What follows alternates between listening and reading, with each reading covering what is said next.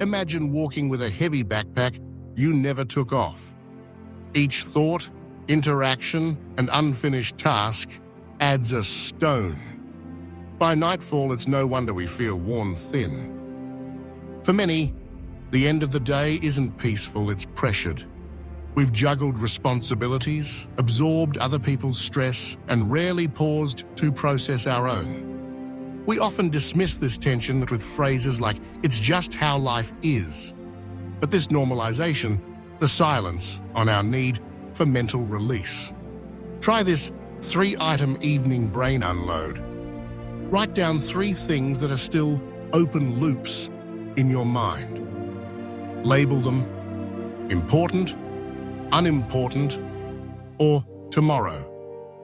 Choose one and either act on it briefly or accept it's done for today. Studies show that offloading thoughts, even with pen and paper, reduces cortisol levels and improves sleep onset. But what if the body is ready to rest and the mind refuses to follow? Picture a spinning ceiling fan after the power's turned off.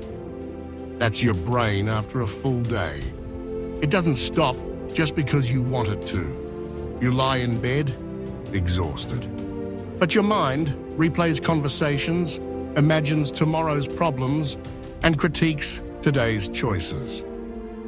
This is mental inertia. When overstimulation becomes a habit, the silence of night feels foreign, even threatening. Try use the 2-minute breath ladder. First inhale for 4 seconds, hold for 4, exhale for 6. Do this for 2 minutes. Then write down one sentence that starts with, "What I want to let go of is..." Shifting from analysis to expression tells your nervous system, "We're done thinking now." Leave a comment with the one obstacle that shows up the most in your week and see how you feel after this steps. Let's now look at how to create calm, not just as a break, but as a ritual that restores. Think of your day like a song. Without the final note, it feels unresolved. You need a conscious closing. Too often, we reach the end of the day with a screen in hand, not noticing that our mind stays on. We confuse distraction with decompression, but the former avoids your thoughts. The latter embraces them gently. Try a single sense wind down. Choose one sense: touch, sound, or smell.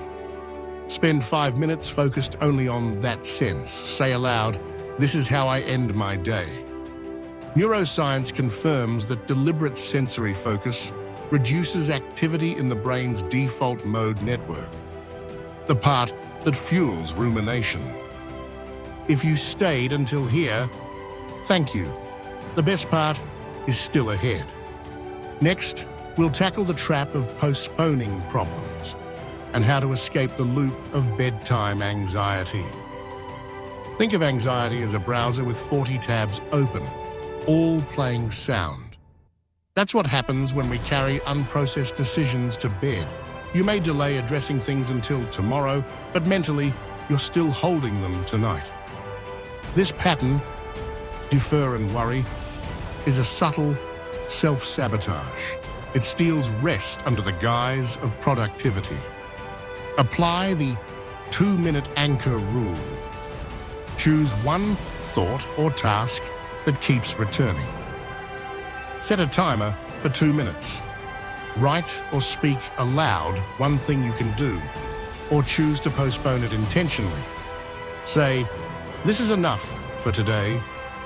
Naming a boundary out loud transforms ambiguity into closure. That's how we end loops that never shut. And now let's talk about the final thought before you sleep and why it might shape your entire tomorrow. A camera doesn't capture the whole day, just one frame. That last frame, it defines the story. Most people drift off thinking of worries, unfinished tasks, or regrets. Ending the day unconsciously reinforces powerlessness. Sleep becomes an escape instead of a reset.